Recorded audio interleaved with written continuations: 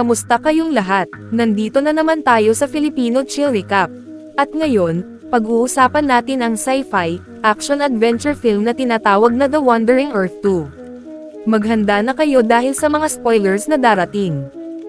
Sa malapit na hinaharap, nagsisimulang kumalat ang malawakang sunog at tagtuyot sa buong mundo. Dinaglaon, inanunsyo ng mga siyentipiko ang paparating na sakuna na tinatawag na solar crisis, na nagbababala na sa bilis ng paglaki ng araw. Sa loob ng 100 years lulunurin nito ang Earth at sa loob ng 300, mawawala na ang buong solar system. Ang United Earth Government o UEG ay nagdesisyong ipagpatuloy ang Move On Mountain Project na layuning magtayo ng malalaking makina upang itulak ang Earth palabas ng solar system. Dahil sa napakataas na gastos ng operasyon na mabilis na kumakain ng resources, sumiklab ang mga riot at protesta sa buong mundo mula sa mga taong hindi naman pinapansin ang mga sakuna na hindi pa nangyayari. Lalo pang lumala ang marahas na protesta ng ipagbawal ng UEG ang Digital Life Project o DLP, isang radikal na grupo na naniniwalang ang hinaharap ng sangkatauhan ay nasa loob ng mga computer. Gumagawa sila ng programang magpapahintulot sa isang tao na i-upload ang kanilang isipan sa isang disk, ngunit kulang sila sa resources para ipagpatuloy ito. Dahil dito, patuloy silang naghahak at nagsasagawa ng mga teroristang atake laban sa UEG.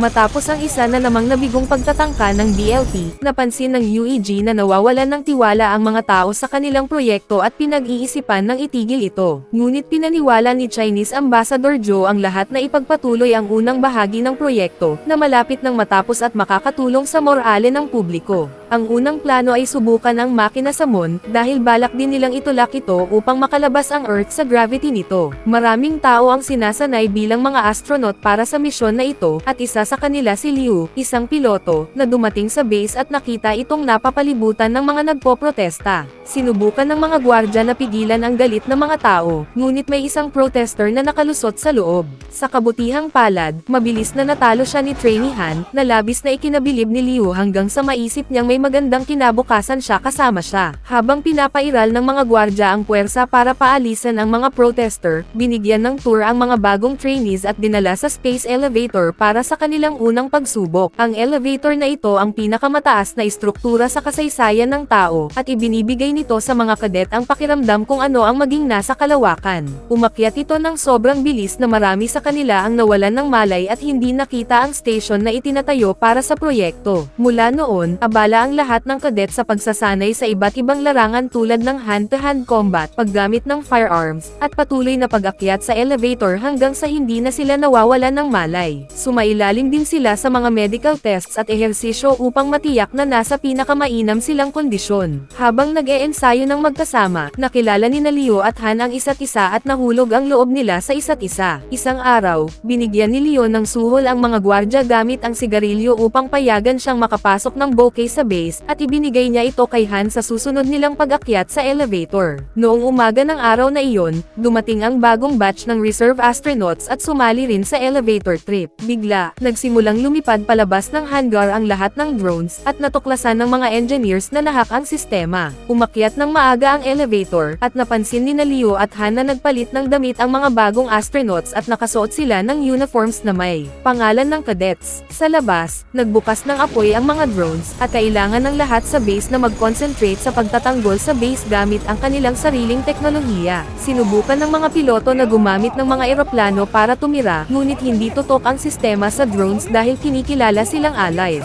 Pinakinabanggan ito ng mga drones at pinabagsak ang isa sa mga elevators gamit ang missiles. Sa elevator, sinimulang i-lock ng mga bagong astronaut ang mga pinto at upuan bago magnakaw ng mga ID ng cadets, at binugbog ang sinumang tumutol. Sa kabilang silid, iniwan ni Liu ang kanyang upuan at ginamit ang kanyang glasses upang sindihan ng araw ang lock screen na nagbukas ng pinto. Pagkatapos tiyakin na ligtas ang isang kaibigang dumudugo, sinundan ni Liu ang mga terorista at nakipaglaban hanggang sa mahulog ang isa sa gilid at mamatay. Sinundan ni Liu ang isa pang terorista gamit ang fire extinguisher, ngunit huli na, dahil sa ninakaw na ID, binigyan ng terorista ng access ang elevator papunta sa station habang nakakabit na rin sa kanila ang missile ng mga drones. Samantala, dinala ng mga siyentipiko sa base ang 550C, isang intelligent quantum computer na sa wakas ay napigil ang hakang. Nagsimulang bumagsak ang mga drone sa lupa at nagdulot ng mga pagsabog sa lahat ng dako habang hinihila pababa ang mga elevators na yumanig sa lahat dahil sa zero-G.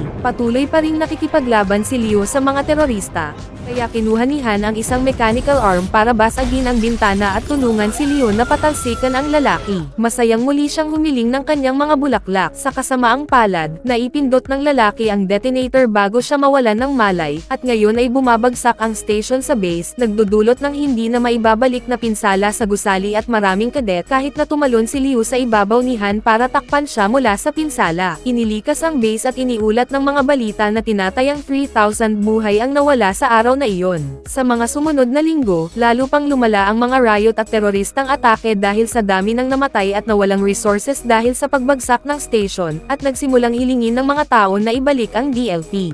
Pinabasa ni Joe sa kanyang assistant ang speech na inihanda niya, humihiling sa UEG na maniwala sa proyekto, habang nakikipag-usap siya sa American Ambassador upang kumbansihin siyang bigyan sila ng pagkakataon. Ilang linggo ang lumipas, ipinadala ang mga cryosleeping pods sa moon kasama ang crew na patuloy na magtatrabaho sa lunar engines. Pagkagising niya, pumunta si computer engineer Hengayo upang suriin ang kanyang mga gamit kabilang ang i-550A at isang recording ng kanyang anak na si Yaya, na nakikipag-interact sa kanya sa limitadong paraan dahil sa kakayahan ng 550A. Lumalabas na dating nagtatrabaho si Hengayo para sa DLP, at ngayon tinanggap siyang magtrabaho sa Lunar Project upang magkaroon ng access sa 550C na magkokontrol sa buong base, dahil iniisip niyang magagamit niya ito upang paunlarin ang Yaya's sleep na ilang segundo lang ang haba sa isang buong AI ng isipan ng kanyang yumaong anak. Habang nagtatrabaho kasama ang team, natutunan ni Hengayo na si computer researcher Zhao ang namumuno sa 550C at gusto siyang makatrabaho sa operasyon ng system. Sila ni Zhao ang unang nagsagawa ng testing sa 550C sa pamamagitan ng pag-activate ng bawat sektor ng base. Habang hinihintay ang resulta ng computer, ibinigay ni Zhao kay Hengayo ang digital copy ng kanyang isipan na kinumpiska ng kumpanya nang ipagbawal ang DLP, at ipinaliwanag na nasa kanya kung gusto niyang sirain ito o hindi. Pagkalipas ng ilang panahon, ipinakita ni Hengayo ang Yaya's clip kay Zhao habang naaalala niya ang araw ng trahedya. Nagmamaneho sila noon kasama ang kanyang asawa at anak, ngunit sa isang saglit ng destruction, hindi niya nakita ang paparating na truck at nagkaroon ng aksidente. Agad namatay ang kanyang asawa, ngunit may ilang minuto pa si Yaya, kaya dinala siya ni Hengayo sa DLP upang i-back up ang kanyang isipan. Hindi muna sumang-ayon ang organisasyon dahil hindi pa handa ang teknolohiya, ngunit tinanggap ni Zhao, na dating nagtatrabaho rin doon, na gawin ito bilang pabor. Sa kasalukuyan, hiningi ni Hengayo kay Zhao na gamitin ang 550C para kay Yaya, ngunit tuto si Zhao at pinaalala kay Hengayo na sapat na ang pagbibigay ng 550A sa kanya. Di nagtagal, na-detect ng system ang paparating na level Z9 solar storm. Kailangan ng lahat ng manggagawa na bumalik sa base, ngunit nag-aalala silang hindi mabilis ang kanilang mga sasakyan. Pinpush ng mga driver ang engines hanggang sa maximum at nakapasok sa base bago tumama ang solar storm, ngunit sa kasamaang palad, nasira ang 550C. Kailangan ng AI upang ilunsad ang proyekto sa loob ng 3 days, kaya inalok ni Hengayo ang 550A bilang kapalit upang mapasama siya sa team na magde-develop ng future 550 models. Pumayag si Zhao, at inilipat ni Hengayo ang isipan ni Yaya sa isang disk bago ibigay ang AI. 3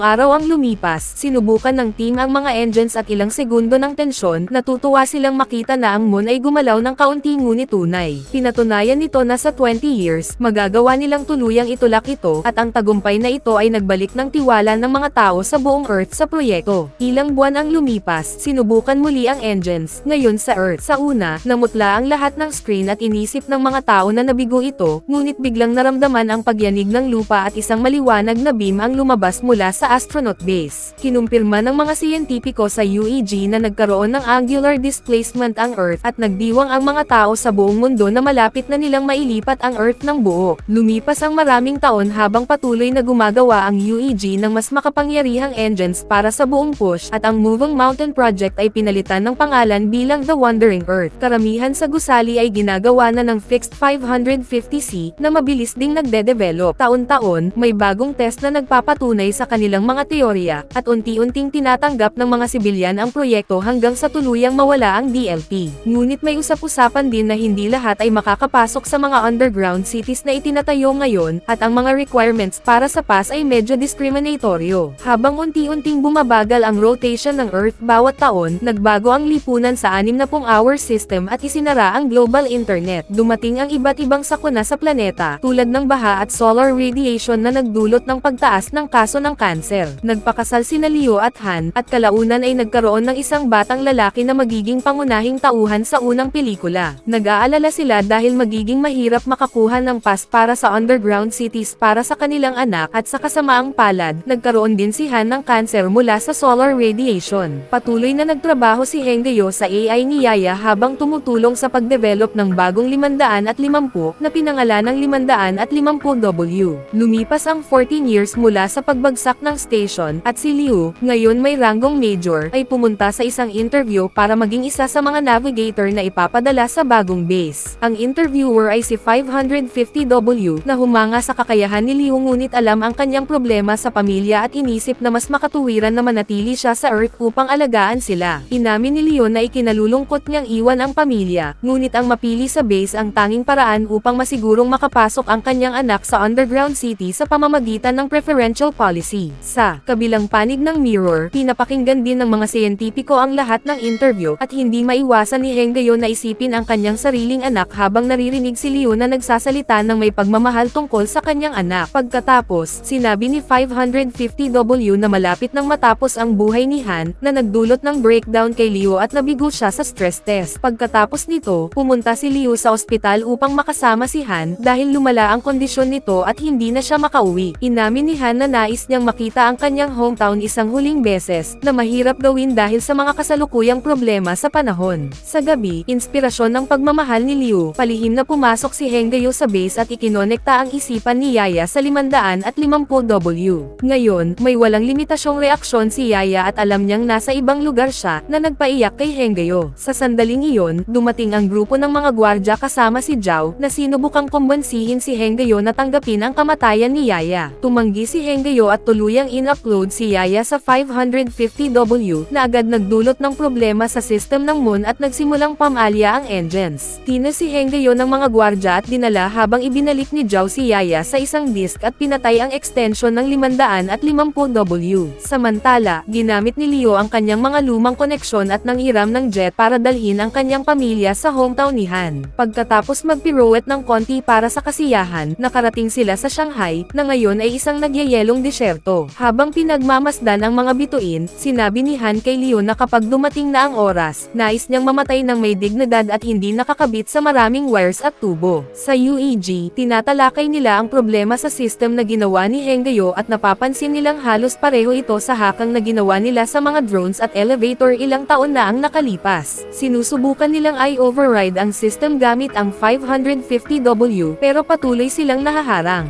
Bigla, lumampas sa limit ng kapangyarihan ang mga lunar engines at sumabog, na nagdulot ng pagkawala ng malaking bahagi ng Moon. Ang pagsabog na ito ay nagsimulang itulak ang Moon papunta sa Earth. Nasa tabing dagat si Joe nang mangyari ito at nagpadala ng emergency alert sa lahat ng world leaders habang pinapanood ang paglaki ng tsunami na tumama sa lupa. Dahil sa emergency, nakatanggap si Leo ng mensahe na tawaging muli sa tungkulin, at sinimulang buksan ng mga leader ang underground cities upang makapasok ang mga tao, dahil lalo lamang lumalala ang mga alon. Bago umalis si Leo para sa kanyang misyon, namatay ng payapa si Han sa kanyang tulog, at dinala ang kanilang anak sa underground city ng ama ni Han. Samantala, nag-usap si Joe sa UEG, humihiling ng suporta sa kanyang emergency plan. Nais niyang gamitin ang lahat ng nuclear weapons ng Earth sa Moon upang magdulot ng implosion at maiwasan ang banggaan. Walang gobyerno ang kailanman nagbigay ng eksaktong bilang ng nuclear weapons dahil ito ay confidential, ngunit sa unang pagkakataon, nagkasundo silang isauli ang kanilang arsenal upang makatulong. Sa parehong panahon, binisita ni Zhao si Hengyo sa bilangguan upang sabihin na mas maaga nilang i-activate ang mga engines ng Earth, kaya kailangan nilang i-reactivate ang global internet upang makontrol ang tatlong detonation ng sabay-sabay. Isa sa mga servers ay nasa ilalim ng tubig, at gusto ni Zhao na si Hengyo ang humawak nito. Upang kumbansihin siya, ipinakita niya na hawak pa niya ang disk na naglalaman ng isipan ni Yaya at Hengyo. Dahil sa lunar debris na bumuo ng asteroid belt sa paligid ng moon, pinili ang pinakamahusay na pilots para dalhin ang mga Nox kasama si Leo. Sa Earth, tatlong team ang ipinadala upang ayusin ang nawawalang internet server sa Beijing, Tokyo, at Dallas. Ipinaliwanag ni Zhao kung paano gamitin ang key para i-decode ang password na naglalaman ng 30,000 random numbers, at ang 550W na ang bahala sa iba. Samantala, umalis ang mga shuttle kasama ang piniling pilots papuntang moon. Mabilis ang paggalaw ng asteroids at bigla ang lumitaw, kaya tumama ito sa ilang shuttle at nag-crash, na nagdulot ng pagkawala ng 200 warheads, na iwan lamang ang 180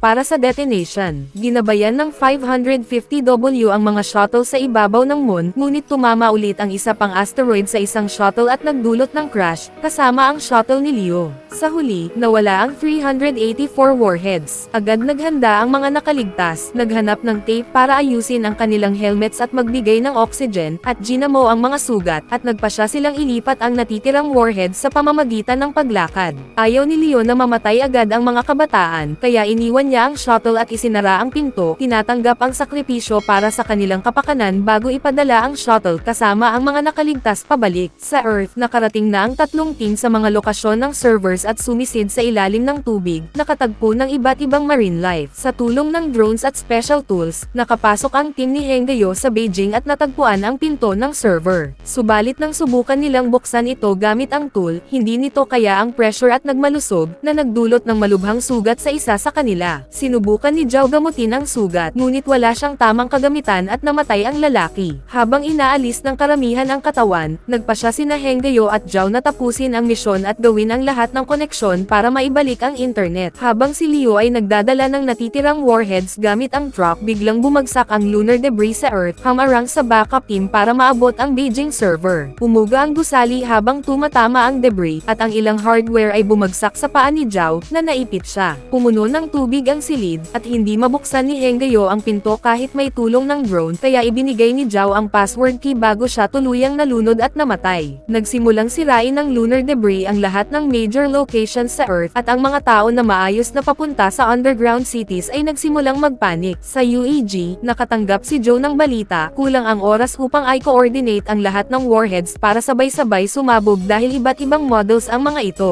Halos mawalan siya ng pag-asa, ngunit isang kasamahan ang nag-alok ng alternatibong solusyon, magpapadala ng mas maraming astronauts upang mano-manong i-detonate ang Nox, nangangahulugan na tatanggapin nila ang sakripisyo. Kailangan ng 300 tao para sa operasyon, ilang kabataan ang nag-volunteer, ngunit pinigilan ito ng isang mas matandang pilot, na nagsabing tungkulin nila ito at hayaan ang kabataan para alagaan ang hinaharap. Lahat ng astronauts na lampas 50 ay pumayag at agad sumakay sa mga shuttle papuntang moon. Nagulat si Leo sa kanilang pagdating, ngunit sira ang communicator kaya hindi niya nasabi ang palom sa kanyang dating guro at training partners bago siya ipasakay sa shuttle pabalik sa Earth. Kinumpirma ng UEG na online na ang Tokyo at Dallas servers, ngunit hindi pa ang Beijing. Nahihirapan si Hengyo dahil puno ng tubig ang silid at hindi niya maikonekta ang key sa tamang computer. Sa desperasyon, ikinonekta niya ang mind disk sa computer habang sabay na detonate ng astronauts sa moon ang lahat ng Nox. Matagumpay na sumabog ang moon at naiwasan ang banggaan, ngunit marami pang debris ang paparating at kailangan ng lisanin ng Earth. I-activate ni Hengyo ang Yaya's clip at sinubukan niyang utusan si Yaya na i-activate ang internet mula sa loob gamit ang key, ngunit sa sandaling iyon, lubos na nalunod siya at namatay. Patuloy ang pagbagsak ng lunar debris sa buong mundo, at nagpadala ang UEG ng emergency message na nabigo ang misyon, kaya nagsimula ang riots at panic sa mga major cities. Ngunit inisip ni Zhao na hindi pa tapos ang pag-asa at sinabihan ang team na simulan ang countdown para i-fire ang engines. Akala ng lahat na baliw siya, ngunit sa Beijing, biglang nag-activate ang mind ni Hengyo sa computer. Matapos makasama si Yaya muli, agad nagtrabaho ang Hengyo AI upang i-activate ang server, sabay-sabay na pinindot ng isang tao ang button ayon sa utos ni Zhao. Pinanood ng lahat sa base ang Earth na natulak palabas ng daanan ng lunar debris, at nagdiwang ang mga tao sa buong mundo habang hamupa ang alon.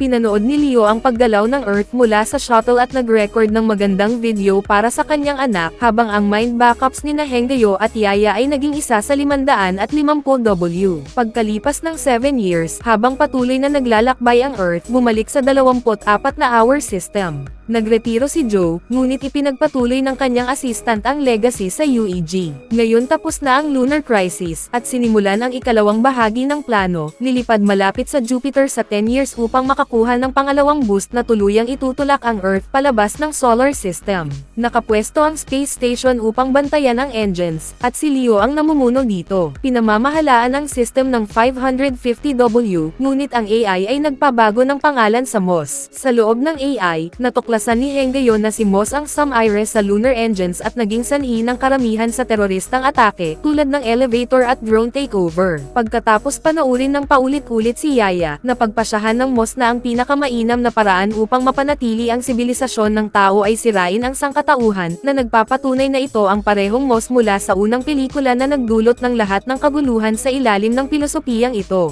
Bago tayo magtapos ay isa-shoutout muna natin si Cycling Moto Trail, Ronel Rubio, Patrick King Anrom Manati, CJ Macanta, Eva Barbasa from Bacolod City Barangay Singkang Airport, Benedict Says from Silang Cavite, Brian Zoldyke from Antipolo Rizal, Jesny Vergara from POV Corpus Masbate City, Jul Manning from Cebu, Richard Austria from San Pablo City Laguna, at Tres Baguitos 203 Underground from Pateros. Mag-subscribe na kung hindi ka pa nakasubscribe, pindutin na rin ang notification bell at like button para sa marami pang movie recap katulad nito, at mag-iwan ng comment down below.